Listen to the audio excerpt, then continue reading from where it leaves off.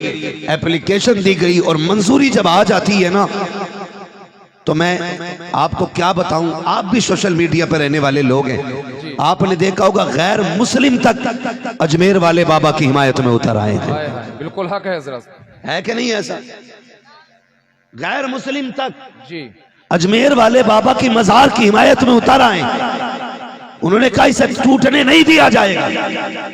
लेकिन मैं कहता हूं जरा सोचो, इन वहाबियों की गंदी जहनियत, जब उसके सर्वे की बात आई तो इन्होंने अखबारात में तहरीरें दी, सोशल मीडिया पे लिखा कि अजमेर वाले का मजार टूटना चाहिए, बरेली वाले का भी टूटना चाहिए, क्योंकि यहाँ पे बुत परस्ती होती है। मैं कहता हूँ खुदा की कसम, न वहाबी कल हमारा था, न आज हमारा है, न कल हमारा हो सकता है। और रह गई मजारे बचाने की बात, मस्जिदें बचाने की बात, तो सुन्नी कल भी मस्जिदों के लिए काफी था, आज भी काफी है, कल भी काफी रहे। नारे तकबीर, नारे रिसालत, मसलके आला हजरत, पैगामे आला हजरत, नारे तकबीर, नारे रिसालत।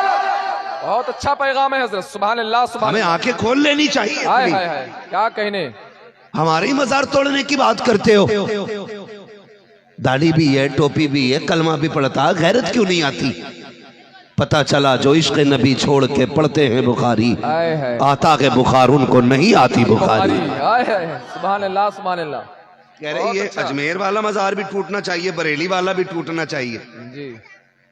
हाँ, ये अभी पीछे ही पड़े हुए हैं जी, और पीछे पड़े रहेंगे ऐसे। हाँ, ये पीछे ही रहेंगे। हाँ, ऐसे रहेंगे बिल्कुल, ये पीछे ही रहेंगे। आगे मेरे मुर्शिद ने क्या कहा था, मसलक के आला हजरत पे कायम रहो। आए हाय, जिंदगी दी गई है इसी के लिए, बेशक जिंदगी दी गई है इसी के लिए, इसी के लिए। कितने बगदाद वाले से प्यार करने वाले लोग हैं, जरा बता दें। सुभान अल्लाह सुभान अल्लाह। मेरा इमाम कहता कादरी कर, कादरी रख, कादरियों में उठा, कादरी कर, कादरी रख, कादरियों में उठा। कदर अब्दुल कादिर कुदरत नुमा के वास्ते क्यों कहा या आला हजरत ने? इसकी तर्जमानी भी मेरा मुर्शिद करके गया है। कहा था सुन्नियों, अख्तरे कादरी खुल्द में चल दिया। सुभान अल्लाह। अख्तरे कादरी, कादरी कादरी, अख्तरे कादरी खुल्द में चल दिया। खुल्द वहाँ है हर एक कादरी के लिए, खुल्द वहाँ है हर एक कादरी के लिए। नसीब है अल्लाह ने हमें और आपको बगदाद जैसा पीर दिया, बगदाद वाले जैसा पीर अता किया। कादरी सिलसिला हमको मिला है, ये हमारे नसीब की बात है।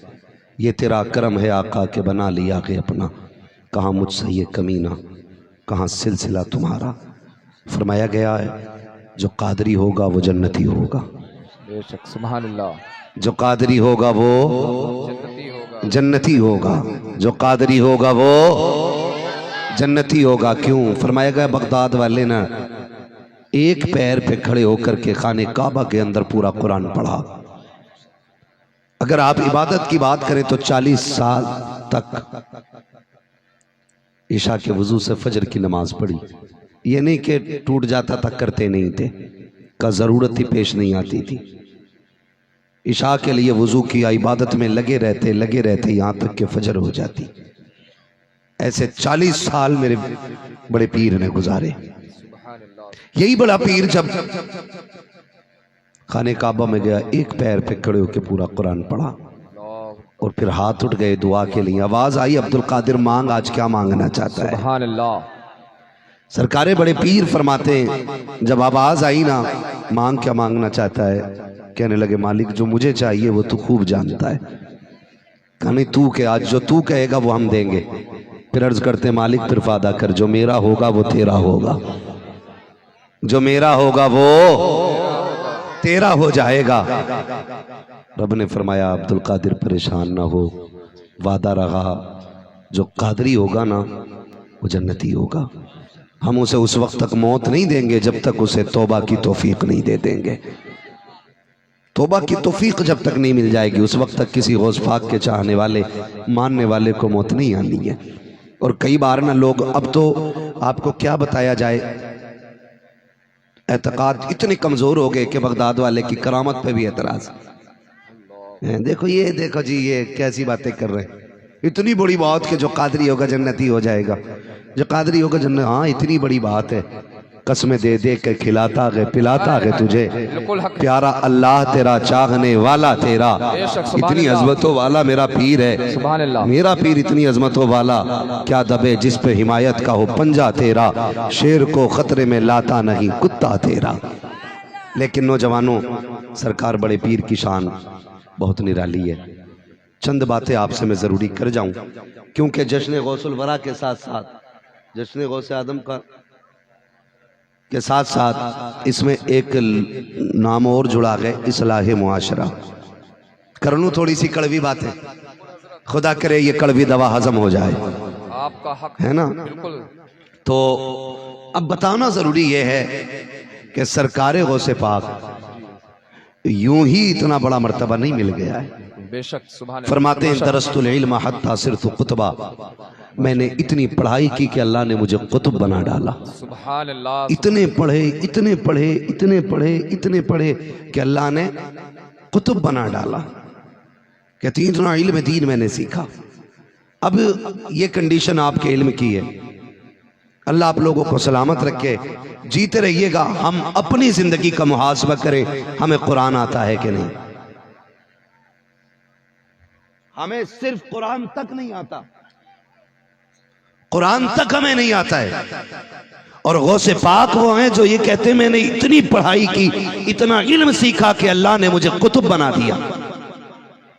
ये गौर करने वाली बात नहीं है कि घर के अंदर एक कुरान है, 10 लोग हैं, पढ़ने वाला कोई नहीं, और 5 बंदे हैं, 12 मोबाइल हैं, फुर्सत एक मोबाइल को भी नहीं।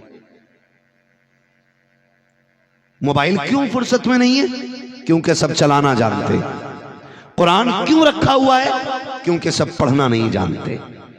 अगर जानते भी हैं तो एक मुहावरा या एक माहौल बना रखा है कि ये तभी पढ़ा जाएगा जब कोई जनाजा उठेगा, या कोई जिन भगाया जाएगा, या घर से चुड़ैल का साया निकाला जाएगा, या कोई मुसीबत टाली जाएगी।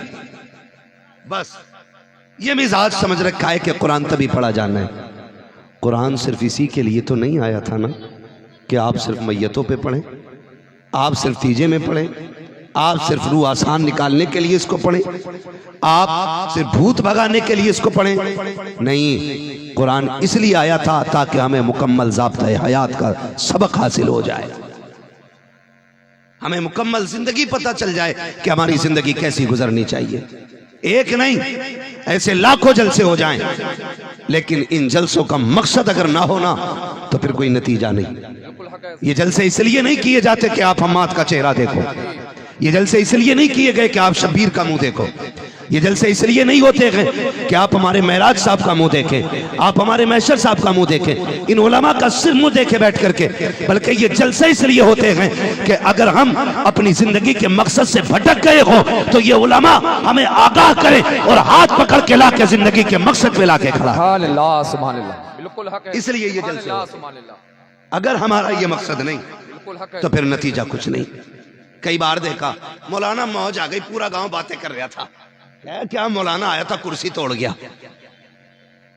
खाली कुर्सी नहीं, अगर कुर्सी तोड़ के गया तो खाली कुर्सी तोड़ के नहीं, खाली रोटी भी तोड़ के चला गया है। मजा तो तब है जब सुबह हो, लोग पूछें इतनी रात तक जागे थे ठंड में, नतीजा क्या निकला, तो कम से कम इतनी तब्दीली आ जाए कि जलसे से पहले जब सुबह होती थी हम घर से निकलते थे तो गाने सुना करते थे। जब से हुजूर की महफिल से लौट के आए हैं इतने बदल गए हैं, सूरज के साथ साथ हुजूर की नात के तराने सुना करते हैं। कम से कम इतनी तब्दीली तो आ जानी चाहिए, सही है, इतना बदलाव तो आ जाना चाहिए। बहुत अच्छा पैगाम है। आज कुरान रखा हुआ है, मेरी माँ बहनें बैठी हैं, खुदा के वास्ते कान खोल के बात सुने। इन्हें 10 बीवियों की कहानी आती है, 16 सैयदों के रोजे इन्हें पता है। सही है।